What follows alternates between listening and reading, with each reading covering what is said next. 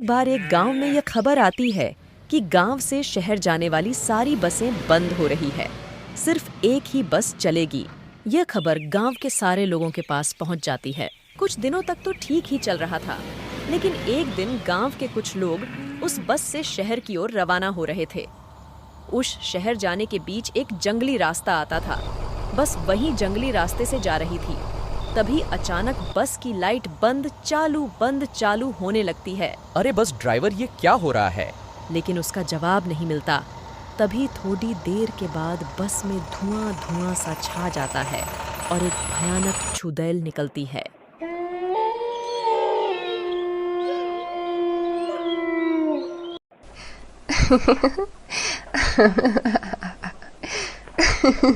आज तो मजा ही आ जाएगा।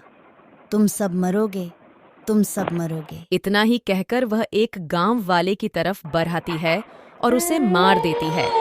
ये देखकर कुछ गांव वाले बस से कूदकर अपनी जान बचाकर भागते हैं और एक झोपड़ी में जाकर छिप जाते हैं। अगले सुबह वे सब गांव वालों को सारी बातें बता देते हैं। अरे क्या भाई, तुम भी अभी के जमाने में ये सब बातें पर विश्वास रखते हो? कोई चोर या डाकू होगा? नहीं भाई, हम लोगों ने ये अपने आंखों से देखा है। हद फालतू का टाइम वेस्ट मत कर। चल भाई, इन्हें समझाकर क्या फायदा, इन्हें तो समझ में ही नहीं आता है। इतना ही कहकर वे सब अपने घर की ओर चल जाते हैं। जैसे जैसे दिन बीतते जा रहे थे, वैसे वैसे उस गांव में लोग लापता होते जा रहे थे। अरे भाई, सुना है कि जो रात को जो शहर जाने वाली बस चलती है, उसमें चुड़ैल का साया है। जो भी उस बस से जाता है वह लापता हो जाता है। अरे भाई, बात तो सही है।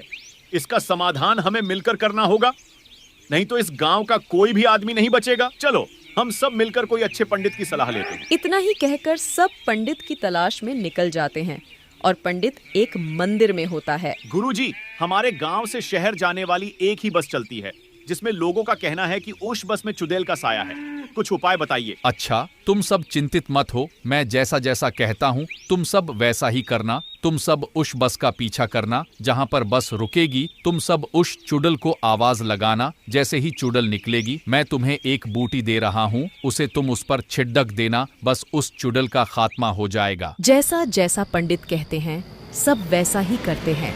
सब रात को उसी बस का पीछा करते हैं। बस जाकर एक कब्रिस्तान में रुकती है।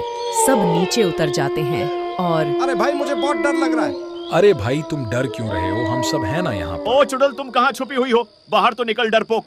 थोड़ी देर बाद वह चुड़ैल बाहर निकल जाती है।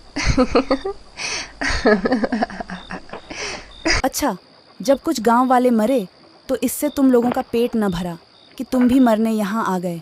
अरे भाई, चुड़ैल बाहर आ गई है। अब तो उसके ऊपर पंडित के दिए हुए अश्व को डाल दो। वे गांव वेले उसके ऊपर वह चीज डाल देते हैं। वैसे ही वह चुड़ैल भस्म हो जाती है।